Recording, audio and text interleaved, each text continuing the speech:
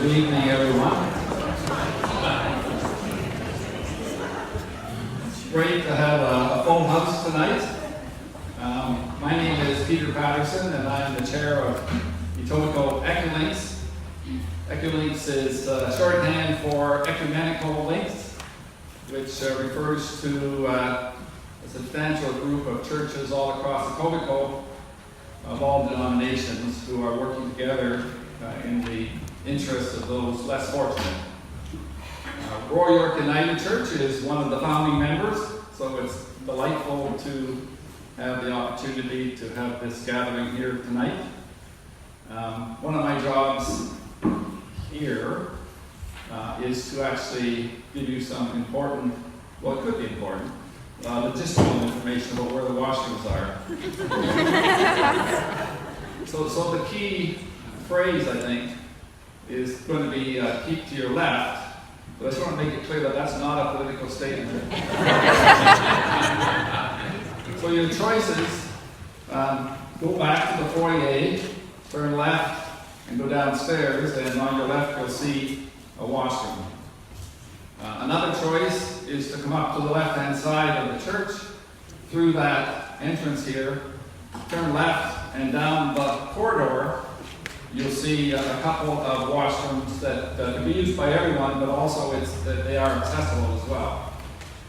And then in extremis, and I say that because the Scouts and Cubs, I think, are meeting downstairs, but if you're going down the corridor and it turns out that everything's busy, maybe you check the lineup, you can turn left and go downstairs there and go through the door that says the Queensway Hall? Or what's the name of it? No, I think that if you went downstairs, you could turn to the left and then on the right. on the right, there will be some left washroom. Okay, so you can see why that's in extremis. Now, I want to mention that we're blessed, Eculinks is blessed tonight to have several partner organizations that we're working with. These are Mimico Residents Association, the Citizens Climate Lobby, and 100 Debates on the Environment. And these organizations are a little more up to date than we are as far as social media is concerned, so it's been great to work with them, and they have spread the word about this all candidates meeting further than we probably could have. And they're also live streaming it tonight for people that aren't able to be here. So both of those are a big help, and we really appreciate the organizations working with us in that way. We're also delighted to have Hans Van Nie as our moderator tonight.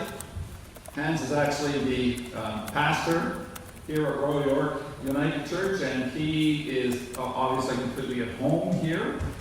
He's also quite at home as moderator for organizations and meetings like this. He's done it many times in many places. He's done it a number of times in the past for Eculinks, for all candidates meetings at all levels of government. So it's with considerable pleasure that I turn the evening over to Hans.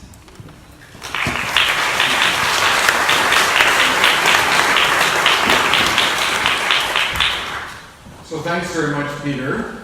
Yeah, I better be at home here, but I'm counting on all of you feeling at home as well. This is a neighborhood home for the community, and it's very good that you're all here. Welcome to our gathering this evening. I'm going to introduce our candidates in a moment, but let me just begin with a couple of comments. We are very fortunate to live in a democratic society in which we, the citizens, have a say in how our society is governed. We have managed over the years, over the centuries really, to create governments that uphold the rule of law, work to distribute goods and services for the benefit of our people. And we Canadians, we value many good things in our society administered by our governments. accessible and affordable healthcare, effective public safety and security, a just and legal political system, an unpolluted natural environment, an economic system that works for everyone. And such systems have a great impact on the well-being of members of our society, on all of us. And it's no surprise that the effectiveness of our government determines how well we sense its function. We're all aware of that. So as Canadian citizens, we're keenly interested in a federal government that understands and maintains a common good in our nation. Each and every political party has its own vision and plans for a government that serves the well-being of its citizens. We, as citizens and groups of citizens, also have ideas about how our country should be governed. And in the ecumenical community, in the church community, we have some particular interests that are reflected in the prepared questions that we're going to ask our candidates in the first half of our program this evening. Now, just because we have certain interests doesn't mean that we brand ourselves with any political stripes. And we count on every party having something in their platform to address the questions that we're raising. And the focus in those three areas will be poverty, refugees, and climate. Now, we've come to hear the views of each of our candidates in these questions and also the responses to other questions from you in the audience. So I hope that you realize that you can bring questions forward. It's going to be very difficult with so many people here, but we have some of the folk from Etobicoke have been passing around some cards, and we invite you to write a question on the cards, one question for each card. The cards will be collected. Perhaps we can do this because there's so many of us a bit surreptitiously during the sort of third question that we're discussing in the first half, and then certainly at our break, and make sure that all of your questions get into the folks that are collecting them. We're going to break at 8:15 for a short break. We'll categorize your questions. We'll take representative questions. Obviously, we can't answer everyone, but representative questions from the categories. We're going to finish at 9 p.m. And then you can have some informal chats with our candidates. We do have a timekeeper. We want to stick very closely to the guidelines. So our timekeeper has 3 cards. A green card, which means when you have 3 minutes to speak, full speed ahead. The yellow card means 30 seconds left to go. Red card means it's time to end your conversation, or the comments that you're making at that time. So, our candidates, we're very appreciative that they've come to join us. We do have regrets from Barry O'Brien from the Conservative Party. We're very disappointed that he's not with us. However, we have the other candidates here, so of course we have James Maloney from the Liberal Party, our incumbent.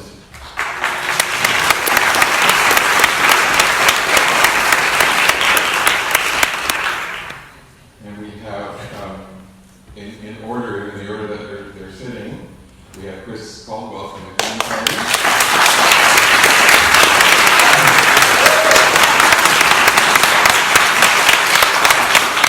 And Branko Gasperlin from the New Democratic Party.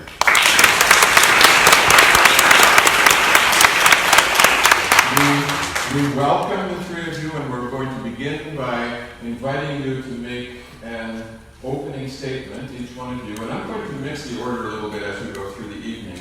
So why don't we start on this side of the table with Branko, and we'll invite you to make your 3-minute opening statements, and then we'll just go down the table. Thank you very much. I would like to say thank you for inviting me tonight. I think this is great. James, welcome. Chris, welcome. Who am I? My name is Branko Gasperlin. I'm a lifelong resident of Etobicoke Lakeshore. I work for the LCBO as a unionized employee, as a training consultant, and as a manager. I also joined the Canadian Forces as a reservist, spent 15 years with the Government Jones Force Guards, had the opportunity to go on a couple of tours. One was to Bosnia in 2003 and Afghanistan in 2006 to 7. I have a family, I have a wife, I have an 11-year-old daughter, and both of them are very important in my life. I'm not here today on the decision I made by myself. I spoke to my 11-year-old daughter, and we came to a consensus that yes, she would like me to run, and then we approached my wife. As a family, we agreed that it would be a good opportunity to bring some issues to the forefront. Why am I running? During the month of December, I was on holidays. I retired at the end of December, and I was watching SNC-Lavalin. And what struck me most about that was the fact that questions were not being answered. When a simple question is asked, it wasn't getting answered, or committee was being just closed down. I didn't like the fact that Vice Admiral Norman was charged, and there wasn't a proper due process in law. All of a sudden, he was exonerated from all charges were dropped, and I think that people should be treated a lot more fairly. I'm running also because during the conversation I had with my daughter, we talked about climate change. I told her how important it is, and I think it's something that we have to fight for. And I'm glad that the NDP have a bold and dynamic policy on that, and so I wanted to be part of that. We talk about affordable housing.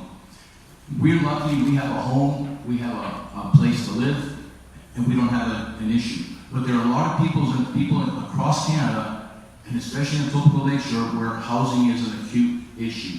So affordable housing is very important. If we want a community to grow, I want to be part of that, help solve that problem, making sure that people have a place to call home. I like the fact that we're going to be introducing pharmacare, dental care. We all need to make sure that our health care works for us.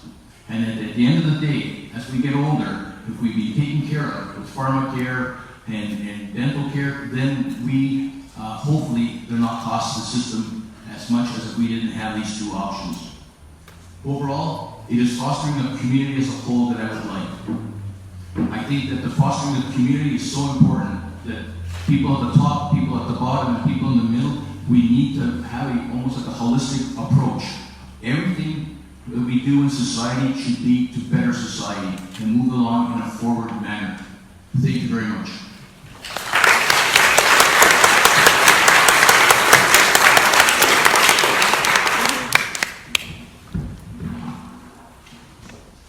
I simply would like to begin with a question.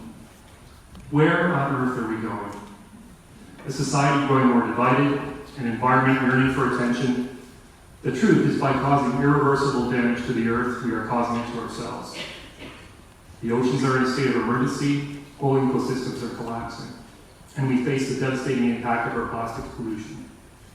It is well known that Canada is one of the worst polluting countries in the world, but what had not been known until testing, of which Jack Layton took part before he left us, is the extent to which this pollution has seeped into our bodies. From the tops of our atmospheres to the bottom of our oceans, we are polluted. Not just our bodies, but our minds. We fail to see the irresponsibility of our lack of stewardship, and now our children will be made to suffer unless we act now. The recent climate marches are a testament to the degree that we are fed up with the current state of politics, the struggle of inequality and marginalized peoples, and the lack of action and attention to our environmental crisis.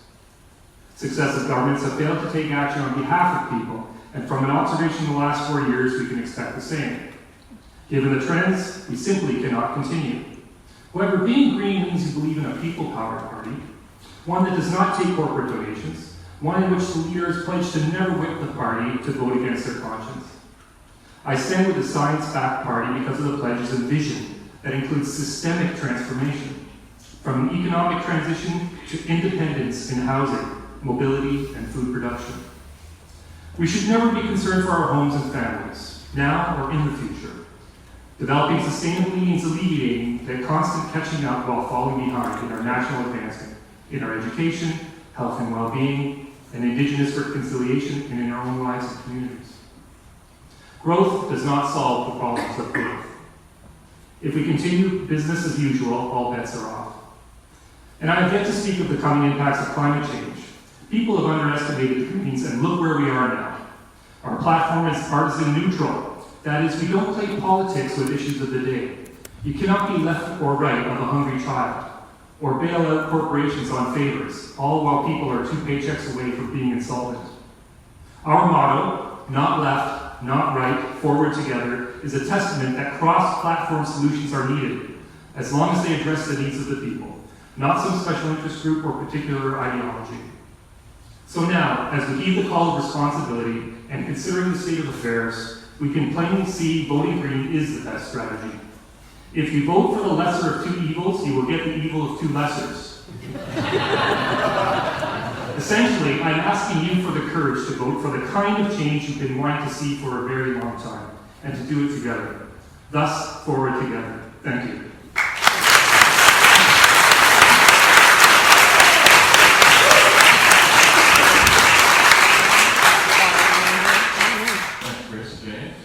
Thank you. Thank you, everybody, for being here. I'd like to thank the Citizen Climate Lobby, Mimico Residents Association, and Etobicoke for hosting this event. I was fortunate enough to participate in this 4 years ago, and I'm glad to see there's such a large turnout today. I do want to say thank you to my 2 fellow candidates for being here today. And we do need to make note of the fact that the 4th one isn't here. This is an important election. Every election is important, but there's issues at stake here, and these are issues that the Conservatives aren't particularly fond of talking about. And that's why they're not here. They took the same approach in the provincial election, and we all know where we are now. We don't want the same thing to happen federally. So, I don't like to think of myself as the lesser of the evils, Chris, but and let me tell you why. I grew up in this neighborhood. I have been incredibly, continue to be incredibly proud to represent this community. I've lived here for 43 years. I continue to live just up the street.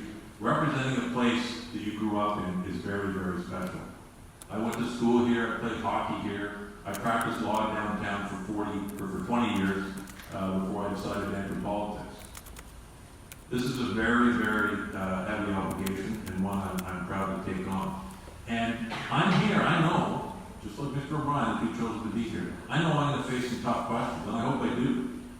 Because governing is difficult, you have to make difficult choices, and you can't make everybody happy. I remember the day I was sworn in, somebody said, you're getting sworn in today, and you're going to get sworn out every day. I said, it didn't start for a few days, but it's difficult. I see my friend Bruce Chembry here, who's a Green supporter, and I say my friend with absolute sincerity. Bruce comes to my office on a regular basis, and we have some very, very interesting discussions.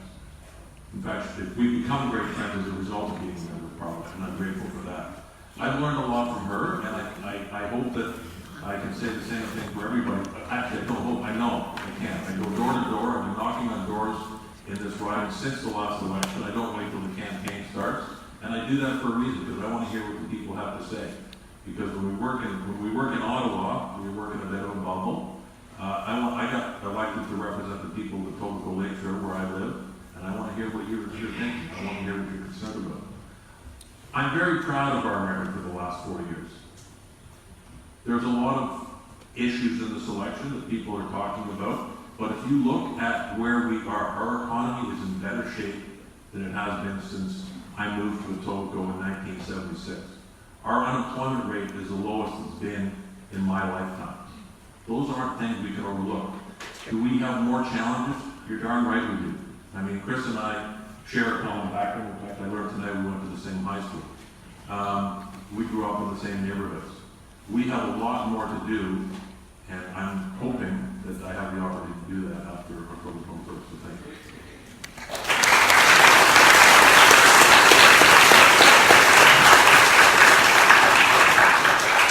So thank you for your opening statements. And now we have 3 prepared questions. Candidates have seen the questions, and I'm going to read the question, and then we'll invite them to respond. And we'll change the order a little bit, so I'm going to go to Chris and James, then and here's the question. The first question is on poverty. How do you plan to ensure that Canada's poverty reduction strategy meets our commitment, both federally and locally, to the international target to end poverty in Canada, and, by the way, around the world, by 2030. How will you address issues like safe, affordable housing, improved healthcare outcomes, good food and nutrition, affordable childcare, as well as sustainable jobs and income security? I'll start first. Let us be clear. One is not poor because they are stupid, nor ignorant, or short of having a big heart. They may not have the supports you and I have, or perhaps did not conform to the interview questions and thus were overlooked for employment. Perhaps they mentioned they care about environmental issues, and the employer thought they didn't want someone who might ask about being a greener organization that might cut into their profits. Most work is not paid for living in Toronto. The stress and anxiety of living can create mental illness as well. Nor are they all criminals. The biggest criminals I know are amongst the richest on the planet. People in poverty want housing, and the key solutions are 1, increasing income, and 2, housing affordability. The top 5 supports for those in poverty and seeking shelters include increased social assistance, affordability, subsidized housing, help finding a place to live, and help with skills training and finding employment. The Greens have this covered. The humane and compassionate route to alleviating poverty includes the Greens' promise for the establishment of a guaranteed livable income to replace the broken system of disability payments, social assistance, and supplements for seniors. We will work with the Council of Canadian Governments to set municipal minimum wages in accordance with the differential costs of living in that area. Etobicoke is the 3rd highest rental rate in the country, behind Vancouver and Toronto. Thus, we are not simply addressing the current poverty issues. We are talking about a mass of the population that is becoming impoverished. Under the Greens, housing will be declared a fundamental human right for all Canadians. Our affordable national housing strategy will include 25,000 new and 15,000 retrofitted units per year for the next 10 years. Investments to housing models from co-ops to tiny homes and sustainable community development that includes tax incentives for purpose-built rental housing, credits for gifts of land and buildings to community trusts to provide affordable housing, change the core mandate of the CMHC to support the development of co-ops and affordable housing rather than its current role of supporting lenders in lowering risk for investors. Jobs based on the dirty economy or being phased out from automation will have to transition. Workers are needed to retrofit buildings and to assist with renewing and preparing the grid, thus protecting workers from disruption by providing reskilling and education. We advocate for a universal, affordable early learning and childcare system and to locate those centers along public routes, schools, and transportation hubs to ease the burden of parenting. Flexibility in leave to care will be made inclusive, accessible, and better paid. The child's health will be a priority, as will education, both for children and women's workforce participation, providing the backbone for a green Canada. Thank you.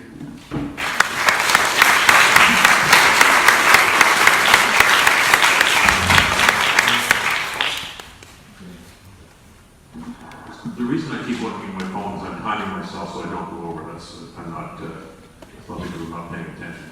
The burning question tonight, everybody wants to know John Tavares is not a Leafs captain. So, but listen, this first question is very important, and it's one that's been, I got into politics because I readily acknowledge that I've had a decent life. I was lucky to be born into a good family. I was lucky to live in a good neighborhood. I was lucky to have a good career. But not everybody is as lucky as I am. So I decided to go into public service to try to make a difference. And ending poverty is one of the most significant challenges we face in the world, but here in Canada. I mean, you look around this neighborhood where we're living right now, you don't see signs of poverty. But it's a very, very expensive community to live in. Our government, under the leadership of Minister Duclos, introduced the first ever national poverty strategy to reduce poverty by 2030. We want to reduce poverty in Canada by 50% by 2030. The good news is we're way ahead of target. We're 3 years ahead of target. By 2021, we're going to have reduced the number significantly. We're 20% down from where we were in 2015. And there's a reason for that. We've introduced some, talking about it is one thing, but you actually need some actual plans and some strategies to do it. Because there's no magic wand that any government can wave. There's no one action any government can take that's going to make it all better overnight. tools we have at our disposal as a government that can help make people's lives better, and we've used some of those. The Canada Child Benefit, we've heard a lot of talk about that over the years. It has made a huge difference to the lives of people in Canada, in Ontario, and here in Etobicoke Lakeshore. 16,000 children are no longer living in poverty here in Etobicoke Lakeshore because of the Canada Child Benefit. We have the biggest food bank in the city of Toronto located here. I go meet with them on a regular basis, and I constantly tell them, I want to put you guys out of business. Well, when the Canada Child Benefit came in, within months, they noticed a decline in the number of families attending with small children. That's real change, that's real impact. The number of seniors who are living above the poverty line now has increased. Are there more? Yes. Do we need to take further steps? Yes. And we're going to. Old age security has been increased. It's going to be increased significantly more. And at age 75, it's going to be increased by 10% after the election. The housing strategy here in Toronto, we're going to build 100,000 new homes in Canada. 300,000 repairs. The reason we have a housing shortage in Toronto is because the previous Conservative provincial government downloaded the responsibility for paying it to the city, and they didn't have the money. It's chronically underfunded. We've decided, in conjunction with the City of Toronto, to solve that problem, get rid of the backlog, prevent further decline, bring more houses online, and build new ones. I see I'm out of time.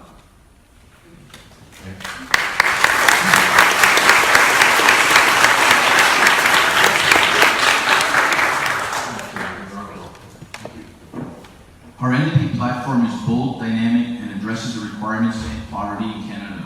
In 1989, NDP leader Ed Broadbent rose in the House of Commons to put forward a successful motion that passed in Parliament to end child poverty by the year 2000. Unfortunately, there was not a strong political will by the ruling governments to push this to fruition. 30 years after Canada's pledge, more than 1 million Canadian children are still living in poverty, because successful Liberal and Conservative governments have created a patchwork of underfunded supports that will still leave millions of Canadians struggling on the margins. The Liberals even brought forward a poverty reduction strategy without a single dollar of new spending. How do we end poverty in Canada? A core component of our approach is enshrining the right to housing in law and starting work now with a goal of ending homelessness in Canada within a decade. In a country as wealthy as Canada, there is no excuse to leave any Canadian living in poverty or without a safe roof over their head. Our affordable housing strategy will include measures to support Canadians at risk of becoming homeless, taking the lead from communities about local needs and adopting a housing-first approach. We will support the creation of more social housing. Our plan is to build 500,000 affordable housing units by 2030, with 250,000 units completed by 2025. The NDP government will invest $5 billion of initial investment in the first year and a half to start this project. The NDP will ensure that those families that have a difficult choice with paying rent and pay for other necessities at the same time will have the ability to get a subsidy of up to $5,000 a year to bridge this gap. This will reduce the stress that many families have. Poor health and poverty are linked, and a national pharmacare program will mean all Canadians can access the prescription medicine they need, regardless of their income or address. We will introduce dental care for families earning less than $70,000 per year. This will be a program that will be expanded gradually. Better access to mental health and addiction support will also form a key part of our approach to tackling poverty. The NDP will work with provinces to launch a national basic income pilot project similar to the program that was in place in Ontario until Ford's Conservatives cancelled it. Developing a national public universal child care program is also critical for the lifting of women and their families out of poverty, and important to give kids a good early start in learning. Finally, making sure that all Canadians can access healthy, affordable food is cornerstone of our Canada Food Strategy. A national school nutrition program will make sure that no child enters their classroom hungry. Thank you.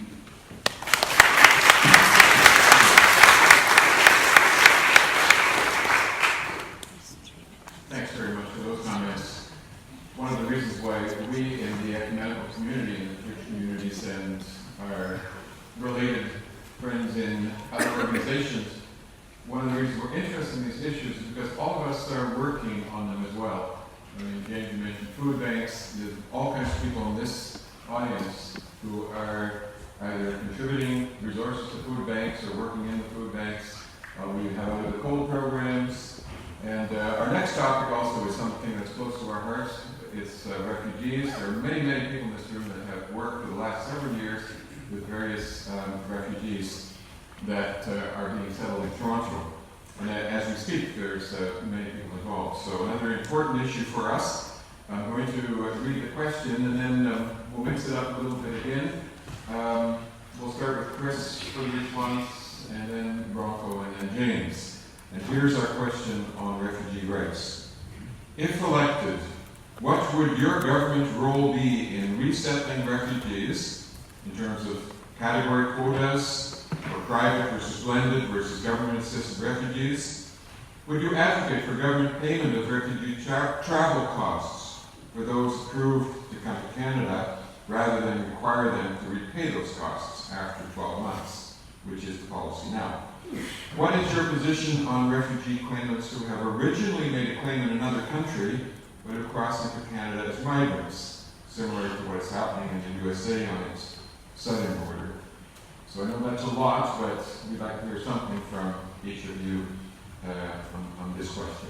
We'll start with you. Thank you, Hans. Looking at the questions, I found two main themes, resettling and support. There are really two types of refugees then, emergencies like Syria and Yemen, and those who arrive and declare at the border. Donald Trump's policies have also forced many people from the US to cross into Quebec and Ontario. There's no set process to settle refugees, and almost half of people homeless identified through the street needs assessment are refugees. The Greens also explicitly recognize that people are being forcibly displaced from their homes by climate change.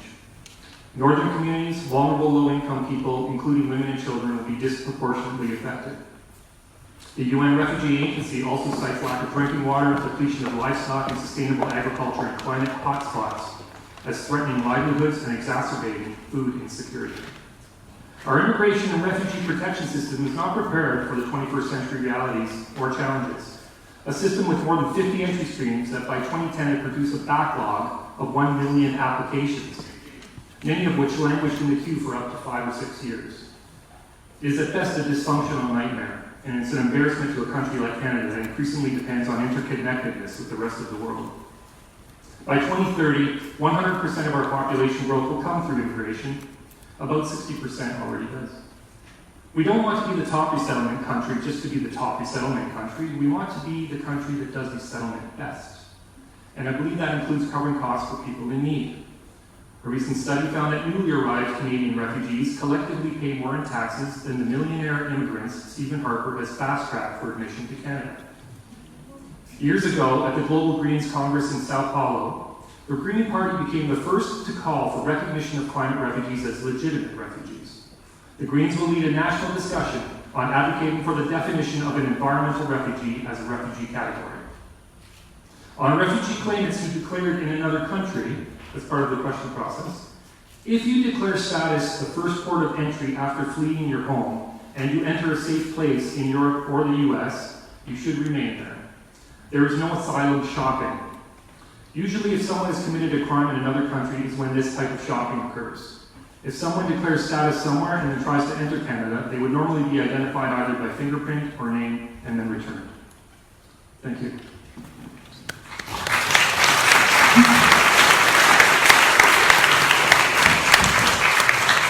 Thank you.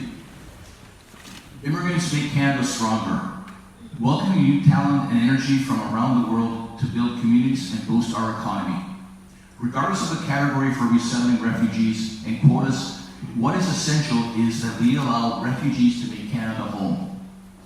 In order to be considered eligible for resettlement in Canada as a refugee, a person must meet the criteria of the 1951 United Nations Convention on Status of Refugees. The refugee must have a well-founded fear of persecution for reasons of race, religion, nationality, membership in a particular social group, or political opinion. And we will continue to uphold that.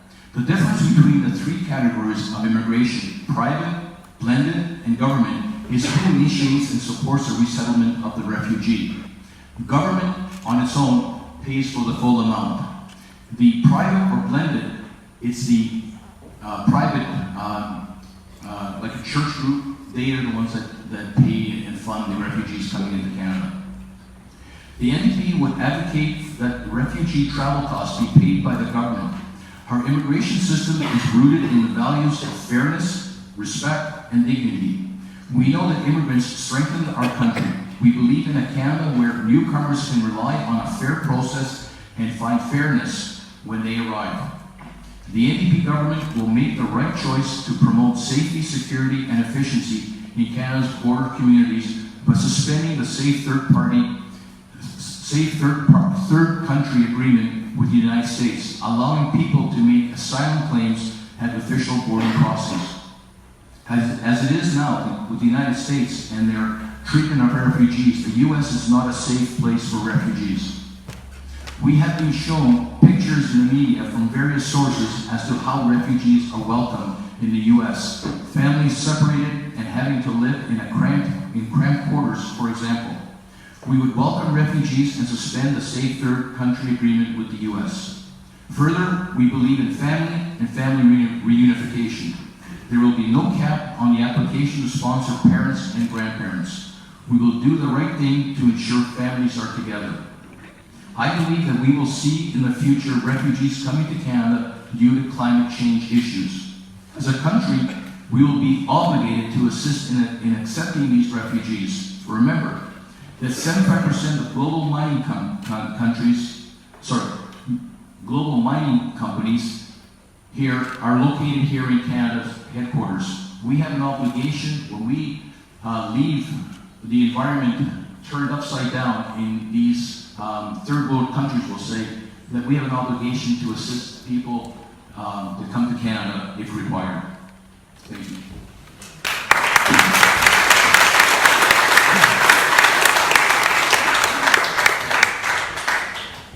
Thank you.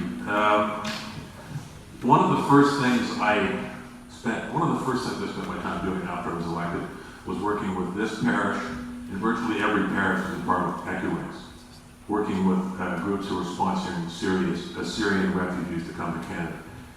The support was overwhelming, and it was really heartwarming, and it was something that really touched me and touched a lot of other people. This is an area which is critically important, but it's also a hotbed of difficulty politically, because the Conservative Party in particular and the New People's Party are trying to play dangerous games with immigration. They shouldn't be. It's a disgrace. Immigration is critical to the success of this country to date and vital to our future. Refugees play a big part of it. And the irony is, did anybody watch the CBC last night, the one-on-one with Andrew Scheer? One of the questions to him was about the Liberal Party's plan for immigration and the numbers. What did he say? Actually, yes, I agree with the numbers. So after all of these years of criticizing us and saying we're bringing in too many refugees, immigration too high, and all of this rhetoric, he goes on national television and says, I agree. It's disgraceful. You cannot play games with this. Our system is the envy of the world. In fact, there's a number of countries who are taking Canada's system and using it to create their own system. Does it have challenges? Absolutely. Is there room for improvement? Without a doubt. But it's something we need to be incredibly proud of. Our numbers, Minister Hussein, who was the immigration minister, laid out our plan for the next 3 years in terms of each of the categories. And the reason that there was a big backlog and the wait times were so long is because under the Conservatives, they reduced the category of family reunification. There were 6-year backlogs of families waiting to come to this country. Our immigration numbers for the past decades have been fairly consistent. The categories have been tweaked a little bit. The refugee numbers have been going up as they should be. But we have an election. This is one of the issues in this election, which is a hot spot, because I'm going to doors in our own riding and people are saying, well, there's too many immigrants. There's uncontrolled immigration in Canada. It could not be further from the truth. Everybody in this room, everybody in this country should be incredibly proud. And you should take a look at where the system we have. Ireland, European countries, they're all using it. To get to specific questions, on the border crossing issue like the United States, that's one of the most dangerous ones. Everybody who comes into this country, regardless of how you get here, is entitled to due process. Full stop. If you come in from another country, in Canada, you are receiving due process. And your claims are processed, and if you don't qualify under refugee status or immigration categories, then action will be taken accordingly. But look, unfortunately, I could go on for at length about this. There's a lot of information on this, but just know we are a country that should be very proud of what we're doing. Thank you.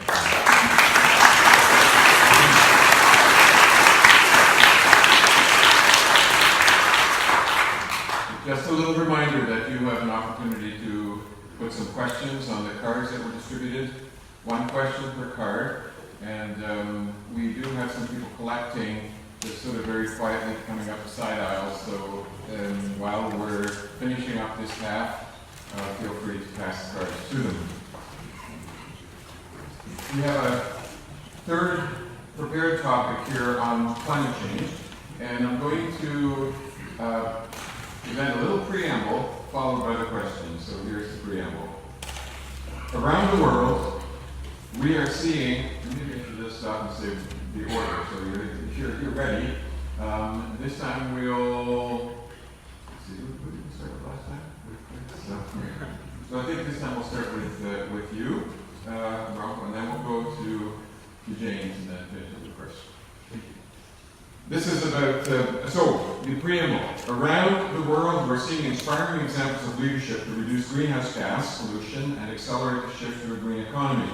At the same time, we're seeing a ramp up of the effects of climate change, and the scientific consensus is that we've little more than a decade to turn things around.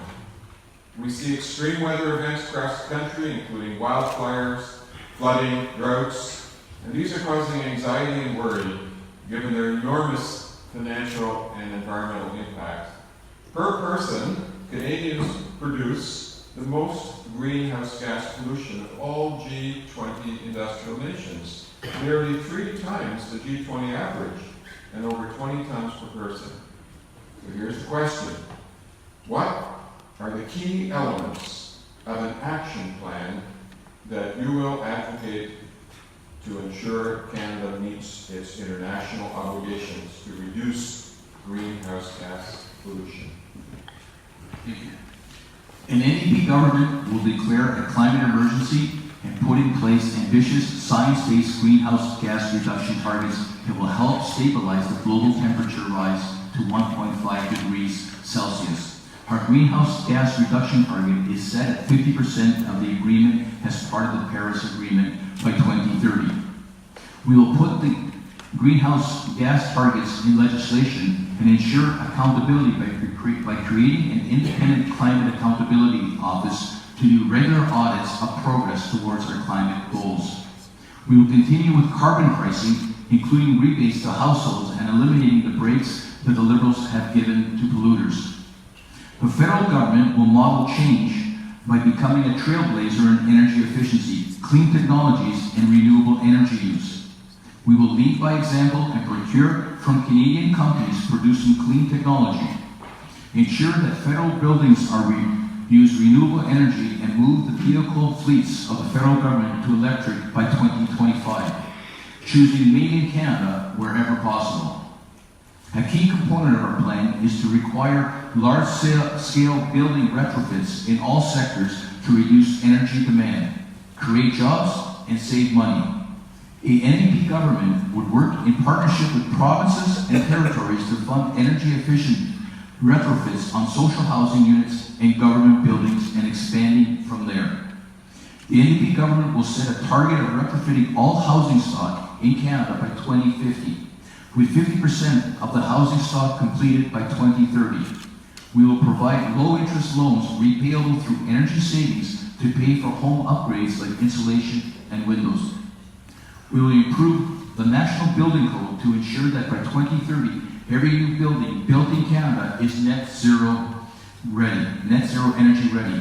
Energy efficiency and sustainable building practices will be at the core of our national housing strategy.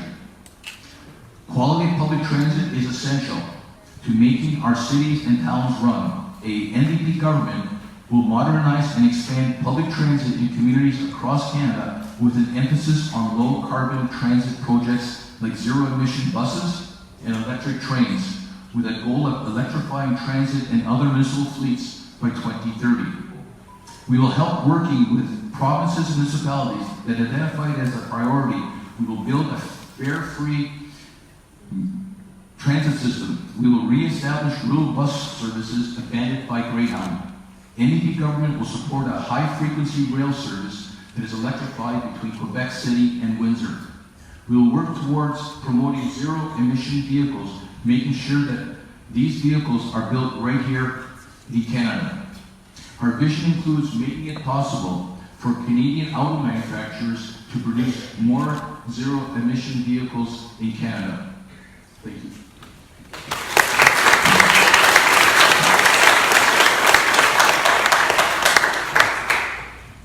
You start by saying I don't disagree with a lot of that.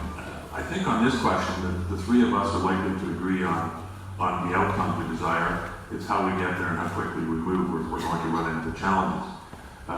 John Turner, former Prime Minister John Turner, once said that ideas without power aren't much good.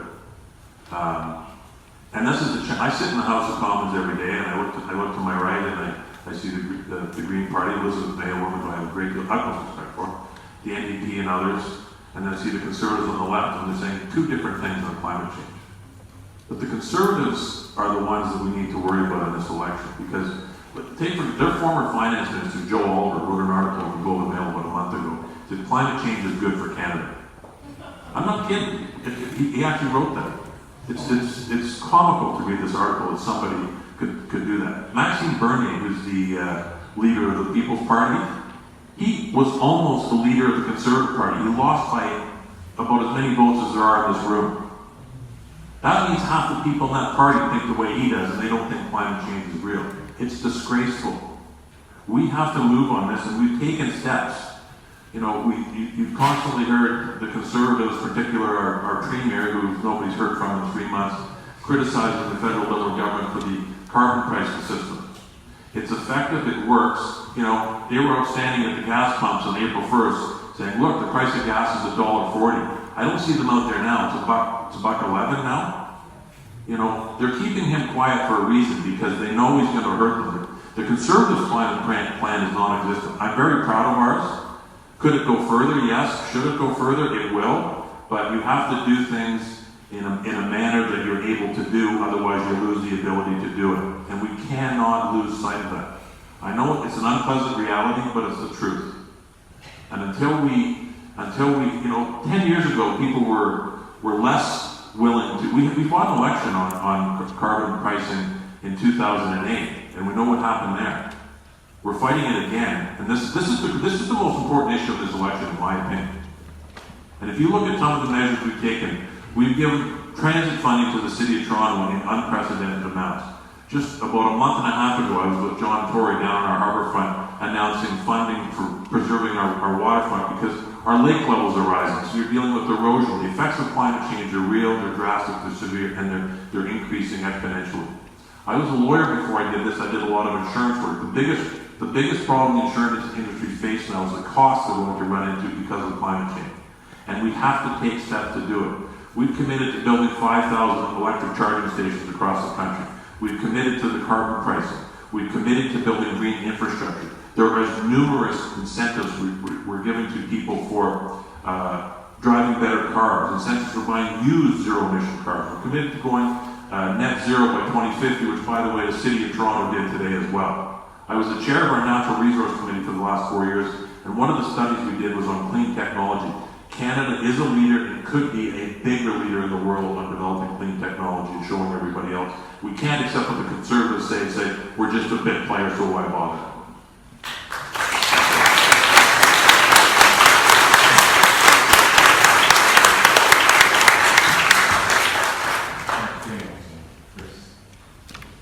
If Greta Thunberg had not set out to basically change the world and mobilize youth on climate change, I'm not so sure the other parties would be discussing climate change as an election issue as much as the Greens ever have.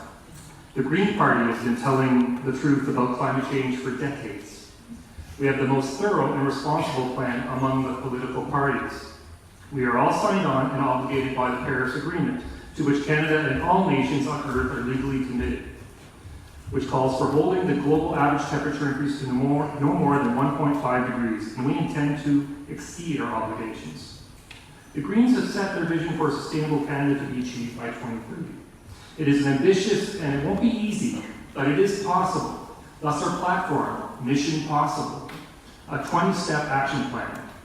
Why 2030? One, it is the IPCC warning for temperature increase. The analysis states if we don't cut our climate change and pollution in half towards eliminating it entirely by 2030, we risk a runaway global warming. 2030 is also the deadline for meeting the Sustainable Development Goals that includes lifting people out of poverty, provision for everyone with clean water and air, food security and education, and a livable climate. Within our Mission Possible Action Plan is a real Green New Deal for Canadians. It is a response to scientists' recommendations, civil society organizations, and youth around the world to address our crises. There are 20 points, too many to illuminate here. However, I can highlight that by declaring a climate emergency, like many other countries now have, we can move forward on establishing a climate cabinet, assume our leadership role and set new targets, restore funding to universities and climate science research, green and modernize the grid, and set a national building code to retrofit, provide affordability, and more. The Liberals adopted insufficient targets of 30% reduction left by the Harper government, and they bought a $10 billion pipeline to underscore their lack of concern and disregard for consultation with First Nations. A Green government will pass into law a Climate Change Act requiring 60% emission cuts below 2005 levels by 2030. An immediate and natural solution is that we plant trees and restore our natural spaces. This is why I pledged last month, before Trudeau ever did, to plant 1 million trees in Etobicoke if elected, and that would just be the start. Thank you.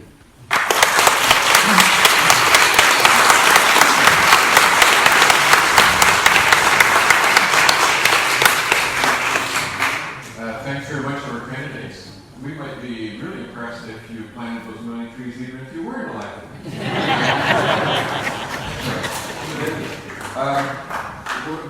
Thank you so much. You were very well prepared, and I got a tremendous amount of information from all three of you. And we really do appreciate that. In the next section, we're going to be a little bit more free, and the questions will be coming from all kinds of sources. We don't know what they're going to be, so it will be a very, very interesting discussion. And so, people, it's your last opportunity to hand in the cards as we take a 10-minute break. All right, we're inviting you back to your seats.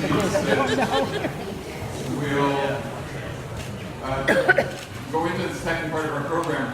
Extremely challenging, folks. There are so many of you there, so we've had more than 100 questions. We've done a little bit of categorization, looked at some of the topics. We'll touch on some topics other than what we dealt with in the first part of the program. And we also feel that it's important that none of your questions just kind of get wasted. So we're going to try as best we can to do a summary that will then be passed on to the candidates at the very least. So obviously we're not going to get everybody's question in, but every question that was written down is important. That's the message that I want to send. We had a number of questions in some areas that might be of interest. At this point, we're not going to go into a formal 3-minute response from each person. I'll ask the question or draw attention to the topic, and we'll see who wants to talk about it. Try not to make it too long. You can also have a bit of interchange if you like, and I'll try and monitor as best as possible, and then change to another topic before too long. So a number of people had questions about our system of voting, and there was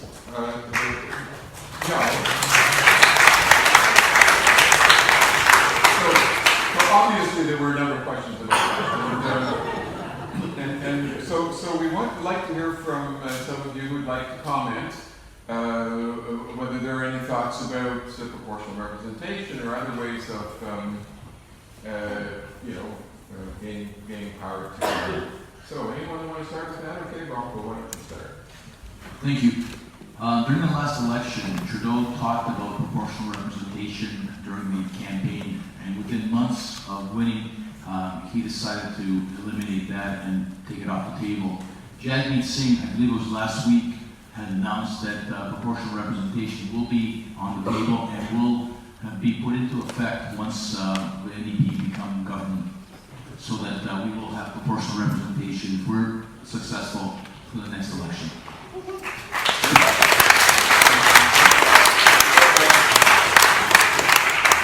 Anyone else like to comment? Absolutely. The Greens have always advocated for proportional representation. We feel that if it were, as Justin Trudeau had promised and broke his promise, invoked, that we, the Greens, would be in a much better position to represent the Canadian values. So I'd like to hear from James.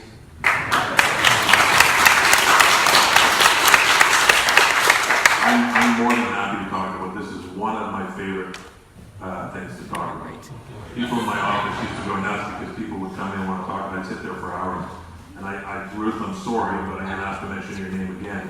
She came to see me right after the election and sat down and said, "Okay, James, what about proportional representation?" I said, "Well, what kind do you want, Ruth?" So, first of all, Branko, Justin Trudeau did not say he would introduce proportional representation. He said it would be the last election, first past the post. He is on record to this day as saying he prefers a ranked ballot system. So he was willing to do it. He continues to be willing to do it. What happened was he formed a committee, and he made sure that the committee had equal representation from all parties. It wasn't dominated. Didn't have a majority of members by Liberals like standing committees do after a majority of government's elected. So we had members of the Green Party. Elizabeth May was on. We had members of the NDP on the committee to make sure that all interests were heard. It traveled across the country for 4 months. It heard from hundreds and hundreds of witnesses, experts, academics, people from all political parties, and they could not agree on what type of proportional representation or what type of system to change. Branko, I encourage you to read the report because the NDP wrote a dissenting report, and they were the ones who had the most disagreement within their caucus.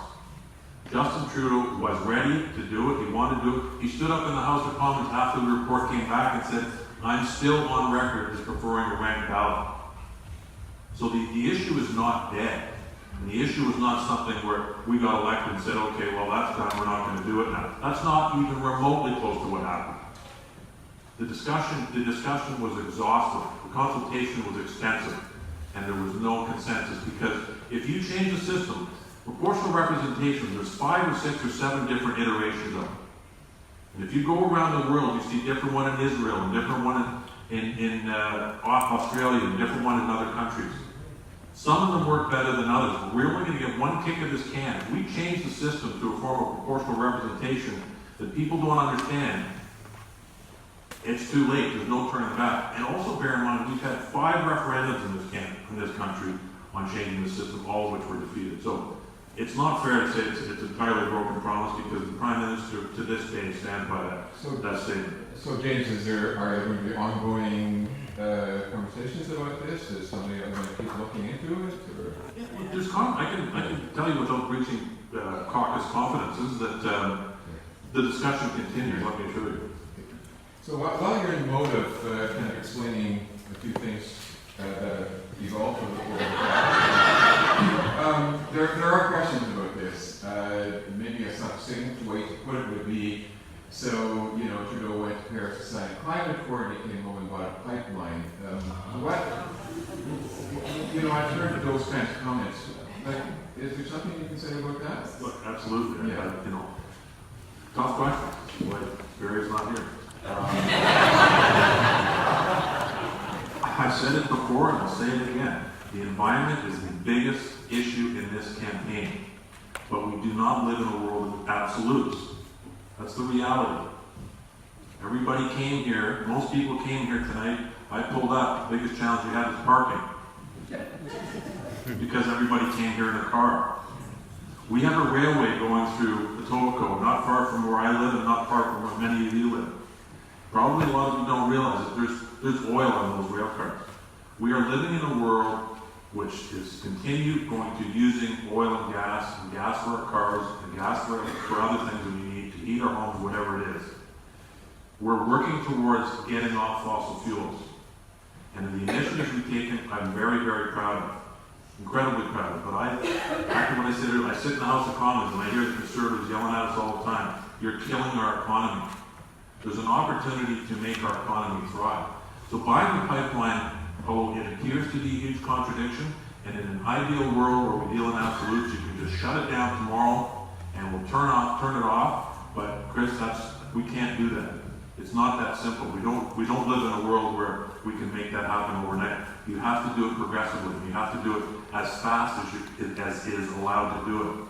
Because if we push too hard, then Barry O'Brien will be sitting here as the incumbent, and you'll be asking him, why didn't you do anything at all? And that's not what we want.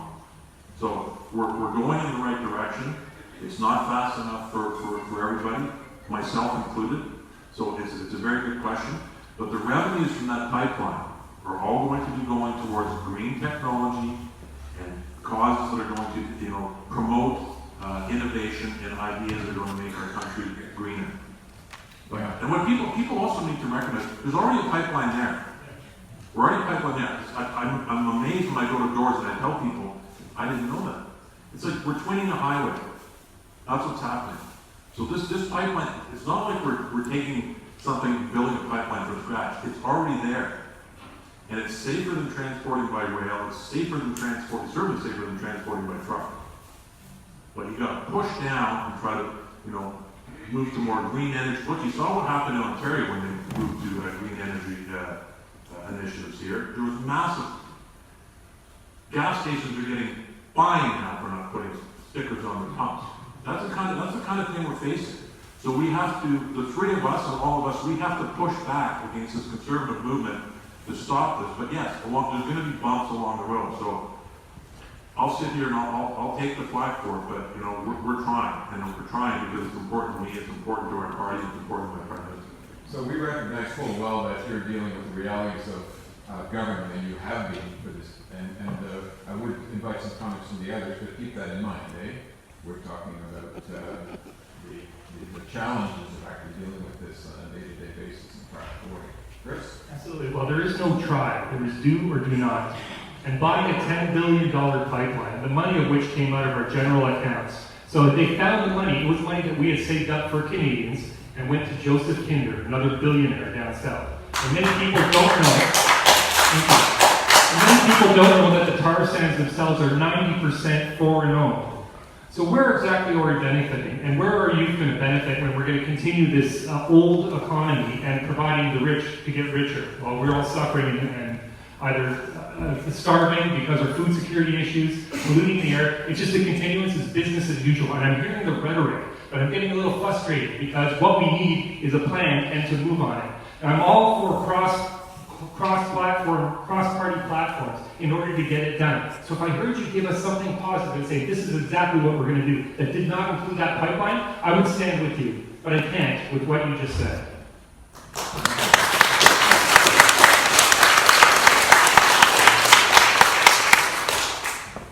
You're right when you say that some things that we have to progress at a slower pace. But we're told by scientists that our climate change will be significantly retarded by 2030. We need to act and we need to be bold and dynamic. And I think that sometimes what is convenient at a slow pace is not convenient for this climate change. And so we have to do a real job at making an effort to reduce our dependency on fossil fuels.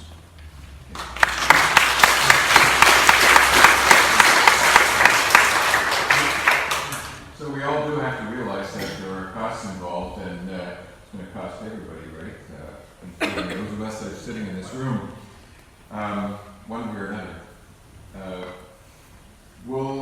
We could go on for a while about this, but I'm going to change the topic just a little bit. There are a number of questions that come up that are connected with Indigenous issues. Now, We don't always have a lot of awareness about Indigenous issues in our part of the city or our part of the country, perhaps. But a number of our communities that are connected with Ecumex have been studying the Truth and Reconciliation Commission. We've made lists of actions that we ought to be involved in. And so there are some questions, a number of questions about that, and how we, perhaps, if you can give us an example of how we could honor the aims of the Truth and Reconciliation Commission, some of the mandates that come out of that, and how we're all going to honor the Indigenous communities in our nation. Anybody want to start on that? Any ideas? I think one way we could do is we have representation throughout the country. We're having an election now. We could also have members of parliament just from the Indigenous community and have them as part of the government so that we can understand what their needs and requirements are and have them participate in parliament so that we can move forward to make this a more whole country.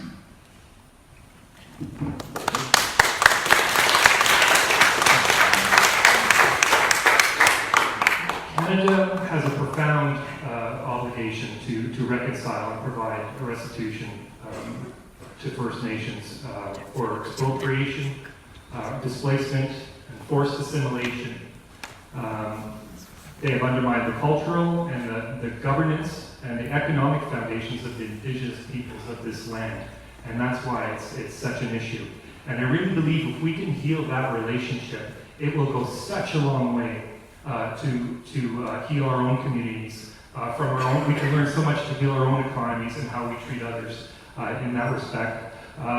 So we're absolutely committed to reconciliation and to recognize the UN rights as well on that.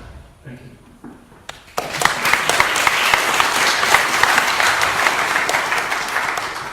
Thank you. This is another critical topic. You know, it took us 100 and some years to get where we are now. The problems that have been created cannot be resolved overnight, sadly. You know, when I was a kid, the number of people I talk to this day, when we start talking about the residential schools, people my age, people who are much younger, I didn't even know about this. It was going on in my lifetime. I was born in Thunder Bay. I didn't move to Etobicoke until I was 11 years old. There was a residential school there when I was a kid. I didn't know about it. None of my friends knew about it.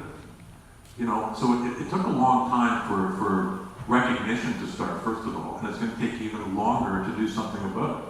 So what do we have to do? We have to, you know, let's talk about UNDRIP. We're committed to implementing UNDRIP. We're committed to implementing the recommendations from the Truth and Reconciliation Commission.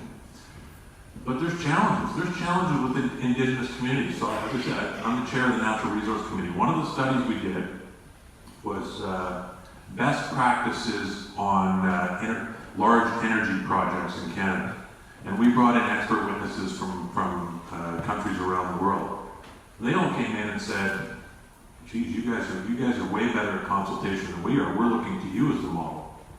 We're looking to you as the model of the way the relationship you have with our Indigenous community. Yeah. And yet here we are, we're ashamed of the situation we're in, and we should be. But if you take clean water advisories, for example, we've eliminated 88 of them. We're ahead of schedule on our commitment to get all of the clean water advisories removed by 2021. That's something to be proud of. It's a pretty basic human right to have clean water, I get that, but they don't, and we need to fix it. It hasn't been fixed before. We need to start doing this. I've been to Grassy Narrows, sir. In fact, a family friend of mine adopted a child from Grassy Narrows. I've seen it firsthand. I know of what I speak. You know, and it's a challenge. You're right. Something needs to be done. You know, but you can't go in. Grassy Narrows is this massive community that's been living in these circumstances for generations. You can't go in there and clean those two massive lakes overnight. It's not like cleaning a swimming pool. It is a huge problem, and they're trying to do it. And here's another difficulty you have. When you're talking about the Indigenous community, you're not talking about one group. You are talking about Indigenous communities across the country who don't agree on the solution themselves. We would have different groups from different Indigenous communities come before this committee and testify. I would ask them, okay, tell me what we need to do Tell me what the solution is. Tell me how, and you get 5 different answers from 5 different communities. So the challenges are large, which just makes it makes the problem hard to solve. That means we have to work hard to do it. So it's easy to say, to sit here and throw a platitudes and say we're going to fix it, we're going to do this. We are trying. Again, the Conservatives are giving us what because we're spending so much money on it. But it's not enough. We've got to do more. We've got to keep working. So again, we're making progress. It's not fast enough. We're not going to solve the problem overnight, but we want to get it done. I don't want, if I ever go back to Grassy Narrows, I want to go back to visit a different place than I was there when I saw it before.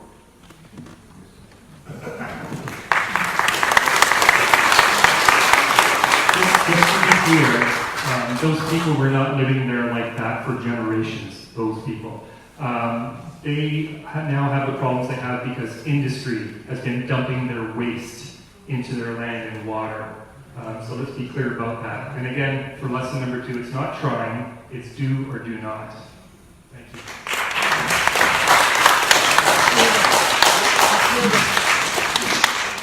In turn to another topic, this has come up in a number of questions, and it's about gun crime and gun control. It's a reality for us in our city. The street on which I live, there was a shooting right on the street in front of the place that I live. There are several people in this room that have similar stories to tell. And this is something that is of great concern to us. We want to know if there's a federal role to play in gun control. Does it get downloaded to municipalities? Where's the jurisdiction? And anybody have any views on this? Branko. Gun control is a real big issue. When we talk about gun control, we have the sports enthusiasts who go target shooting. They're up in arms when we talk about gun control, but we have to look at gun control from what happens in an urban setting. Guns in farming communities are a necessity up north and in the prairies, but in cities it becomes a real quagmire. There's no requirement for one to have a weapon at home. So what we need to do is, I think, have a program the NDP had talked about a number of years ago to have a gun control policy dictated by municipalities. So if Toronto didn't want to have a gun control, didn't want to have guns in the city, they would enact a law, a bylaw, and we wouldn't have them. But we have to measure the fact that there's urban guns, and then there's guns that are available in urban settings. And we want to make sure that in the urban setting, there's no requirement for someone to really have a gun. We can manage those that need guns that like guns for sports activities, such as target shooting, and we can make sure that they're not readily available at homes. They can be stored at the venue itself.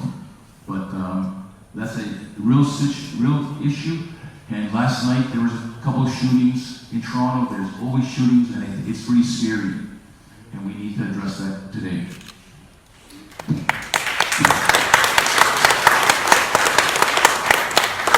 I would like to address that too, but this is another major problem in the city. This is one that requires political will, but there's political consequences too. But the Liberal Party introduced the gun registry, we're all familiar with that, and here we are years later, it's gone now. The Conservative Party, every time somebody else says the word gun, they go out and raise about $5 million the next day, and I'm not kidding. I was born in Thunder Bay, and my dad used to take my brothers and I partridge hunting every weekend. It was what you did in September and October. I grew up in a culture where people use shotguns and rifles for hunting. Never saw a handgun in my life. Handguns are not used for hunting. There's zero purpose for them other than the sport shooting and the reason we want to get rid of them. Banning handguns completely. If I'm sitting in Parliament beside somebody who represents a rural riding and somebody who represents a downtown Toronto or Vancouver riding, you should see the reaction. And I know Chris is going to say, well, you need to take action and do what's right. Well, again, John Turner said an idea without power is useless. Because look at the gun registry as an example. We introduced it, it was passed, it was in effect, and the Conservatives, as soon as they had a majority, boom, gone. We introduced some tougher gun laws in this last 4 years. You should see the response we get from my Conservative counterparts. in Ottawa. They go crazy. You know, you're affecting the rights of honest people who are legitimate gun owners. I get it when I go to doors here at Etobicoke Lakeshore. Gun owners, sports shooters, these people are, you want to talk to a group of people who's dug in on an issue, go talk to a sports shooter, because they are. And again, there's no simple solution to the, I don't know where you live, but there was a shooting on Hay Avenue about 3 weeks ago. There's been a shooting up on Dundas recently. My spouse and I, Deirdre over there, we used to turn on CP24 and it was called the car accident channel. Sadly, now it's a shooting channel. You can't turn that station on anymore in the city of Toronto without seeing a news report about a shooting the night before. Sometimes multiple shootings. Something's got to be done. But if there was one solution available that would solve the problem, I assure you it would have been done. And again, you're in this push-pull situation between the Liberals and the Conservatives. The Liberals want to take steps, the Conservatives don't. And if the measures we've taken already were there was further background checks to go to buy a gun, a hunting rifle. Who thinks that's a bad idea? Who thinks somebody should have to, you know, there should be a record of it when you go to a gun owner, a gun shop should have a record of it, of who buys the guns and who buys the weapons. Not a gun registry, let's be clear, there's no gun registry, there's not going to be another gun registry. I don't want anybody to know this is on Facebook Live. I don't want to be misquoted on this. But there needs to be tighter regulations on guns. And the city of Toronto addressed that at council today as well. The Prime Minister made an announcement a week or 10 days ago banning assault-style rifles. That's a good step. Handguns, we're going to work with the municipalities across the country to eliminate their use, come up with safer methods for storage, but it's an incremental process, trust me. Where the problem is, another big part of the problem is border security. The Conservatives cut hundreds of millions of dollars from our border security agencies, preventing them from having the ability to deal with illegal gun smuggling. We're reinvesting in that. We're taking measures to tighten that up. Mental health is another serious issue that has to be addressed as part of gun crime and a number of other issues. We're investing in that through the healthcare system and through the security system. So it's a multifaceted program. So I expect to hear somebody here tonight say, well, we need to take action to do something. Okay, you tell me if there's a solution, if there's something that can be done tomorrow, tell me, we'll do it.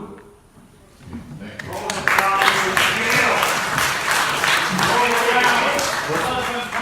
If you have a question, write it down. Yeah. We've got about 10 minutes left for some conversation with our candidates, and thanks again for your questions. The vast majority of the questions actually were related to climate change, so we're going to go back to that topic, and I'm going to summarize a couple of questions and ask each one of you, what are you asking of us? We've heard a lot about what you are going to do for us, but what are you asking of us, the citizens, when it comes to doing something about the very urgent situation of climate change? Anybody want to start? I've seen it. I've seen how people come together, my own team, how much they care. The community coming together, having that discussion, this kind of, for no lack of a better word, a revolution by the youth on the streets. Did anyone attend the climate march last Friday? It was unbelievable. Whole families there, and the attitude and the positivity about wanting to move forward on so many issues, social issues and those related to the environment. Just coming together in places like this, I can really appreciate these things. Let's do this more often on the critical issues, whether or not one of us gets elected, right? There's going to be champions in your community. There's going to be people who have the time and the desire to want to help create that change. We're in that time now that we need each other, and that we have to have each other's backs. So that's what I want from you, but that's what I know you will give too, because I've seen it from my own team. And thank you, I really appreciate you. Sure. I think part of what's behind the question is something a little bit more specific, though. We're also, when it comes time to putting to forming governments and taking action, there are costs involved. Some of those costs are going to come out of my pocket, and so on. So can we be more specific about what you're going to be, what we ought to be asking of ourselves and what you as a party are going to be asking of us, the citizens. So if I understand the question correctly, it starts at home. We talk about it at a high level, what the country needs to do to get to a certain level. But I think it starts at home. You know, when you're having people over, not using plastics, use glass, use porcelain. You know, making sure that your windows are closed, that you have the air conditioner on, don't leave the doors open and the heat running. These little things I think go a long way. When we have the opportunity to buy a car, maybe instead of buying one in the next year or two, wait until we can buy an affordable electric vehicle. You know, I could use a new car. My car is probably 11 years old, but I'm waiting for the day where I can actually, a couple of years, 3-4 years down the road, buy an electric vehicle to be part of the solution. I'm teaching my daughter that, you know what, we're not going to buy straws anymore. We don't have straws. We don't have plastic cups anymore.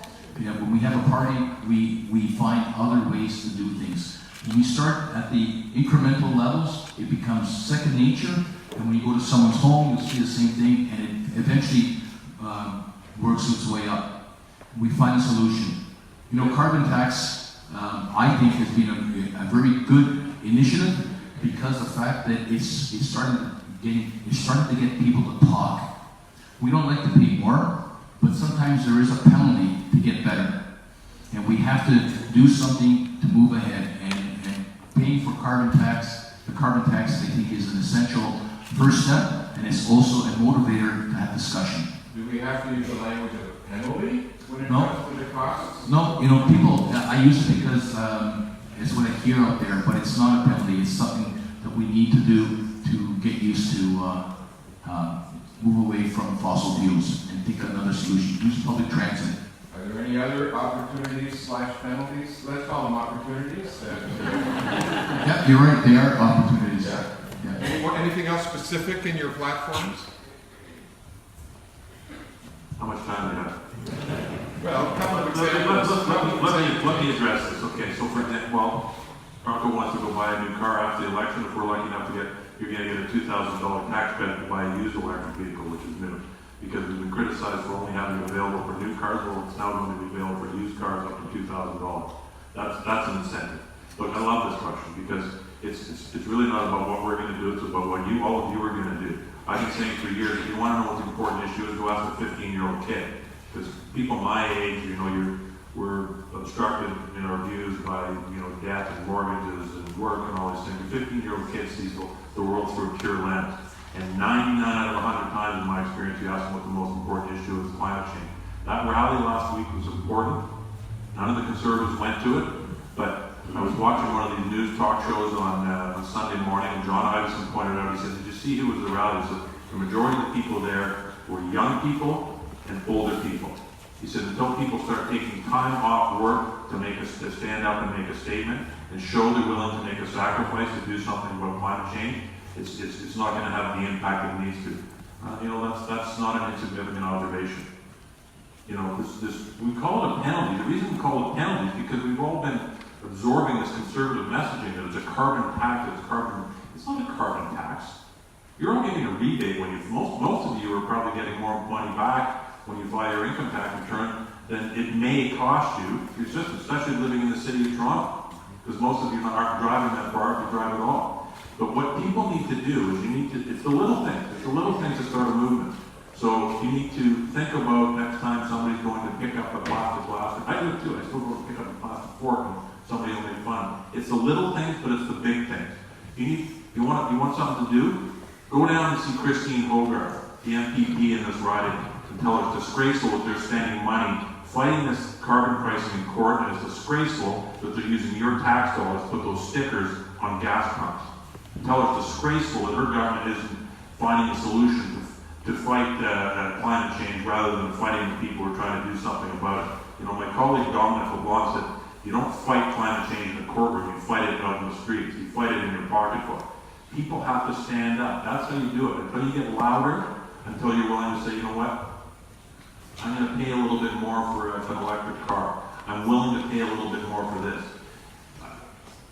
Let me just finish with this. Look, the government's role is sometimes to force people to do things that they know they should do, but aren't prepared to do. It's the same thing as, I go back to the hockey analogy. Every owner in the NHL knows they shouldn't pay a player $15 million a year, but they need a salary cap to protect themselves from each other. And governments do that, whether it's law enforcement and now environment is the next frontier. Governments need to create policies and regulations to make people not only think, but make people act.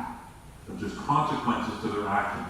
And climate change is the biggest issue we're facing as a planet. Thanks, James. I really feel education is going to be one of the largest, it's going to have one of the largest roles to play as we move forward. And adjusting our behavior and modeling for our youth is going to be big. One of the things that I've advocated for a long time is taking up our lawns and replacing them with native species plants or wild edibles, this sort of thing. So if I'm asking each individual, what can you do at home? Exactly, it starts with this kind of thing, and then it grows into our communities, and it models for the future and for our children. From there, it becomes an educational lesson in so many ways. So if there's one thing I can ask of you is take up your lawns and put in a nice, beautiful native species garden. Thank you.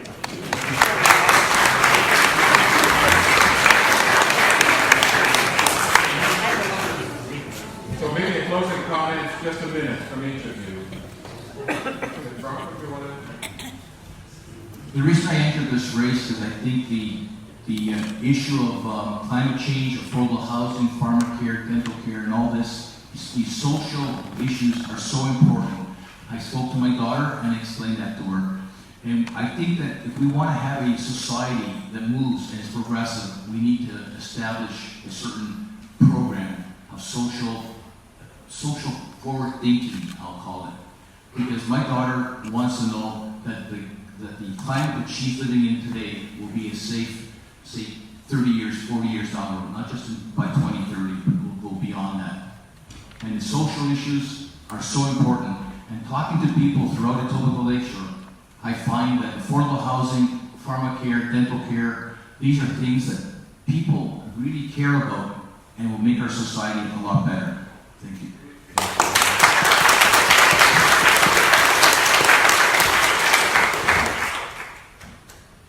I think it's fitting now to borrow words from Greta Thunberg, who has become an icon for the youth movement and a voice for many. So, to the establishment, a reminder. This is all wrong. You come to us young people for hope. How dare you? You have stolen my dreams and my childhood with your empty words, and yet we are the lucky ones. People are suffering. People are dying. Entire ecosystems are collapsing.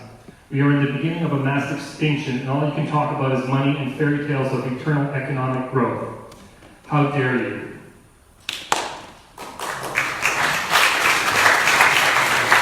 Now, speaking for myself, this is all wrong. The promises of a modern economy, automation, and technology were supposed to have relieved us of the burden and the drudgery of labor. They're all broken. What if cumbersome debt, pollution, and ensuring our youth have ample opportunity to play and grow in clean air and water? Also, while our elders provide guidance and company in their comfort and security of being surrounded by family and a community they love. Rather than be in the business of manufacturing billionaires, Canada would best be served to reconcile our Indigenous relations, invest in housing our poor, and provide education with the future in mind, support our regional farmers with as much incentive as possible, ban single-use plastics, and bring forward biodegradables and reusable non-toxic materials. The puzzle pieces are there, we just need to act. So much work to do and so little time. We require real leadership on these issues, the kind we have not seen in a long time. To our soon-to-be elected representatives all over, from Greta, our youth, the Greens, and the world, we will be watching. Thank you.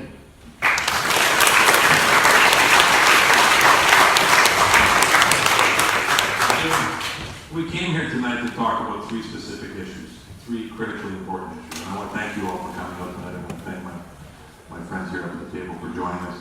Look, I'm not going to rehash the issue. I think it's clear now where everybody stands and everybody's motivations, and we all agree on the big things. I got into politics not for fame or riches or anything like that. I had a pretty good life before. I got in because I believe public service is important.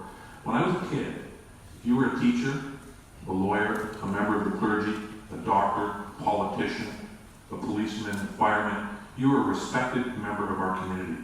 We live in a world now that's full of cynicism and negativity, and I can't stand it. So, and I was a lawyer, so I've lived it for a long time. But if when I leave politics, whenever that is, if the needle has at least stopped moving a little bit, I will feel like I've accomplished something. But it's going to take all of you, and everybody in this room, and everybody you talk to remind people, we live in a good country, we live in a good world. Let's not be so negative. Government is an important institution in our lives. Let's stop criticizing it, let's make it work. Instead of saying your ideas are this, that, and the other thing, say, you know what, I might have a better idea.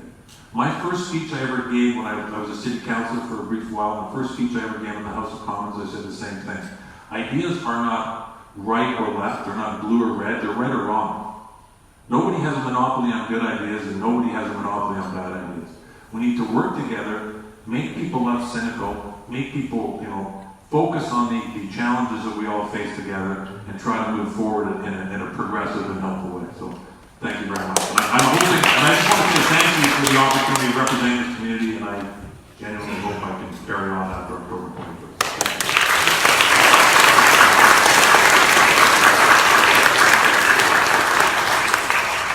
So thank you, James. Thank you, Chris. Thank you, Branko.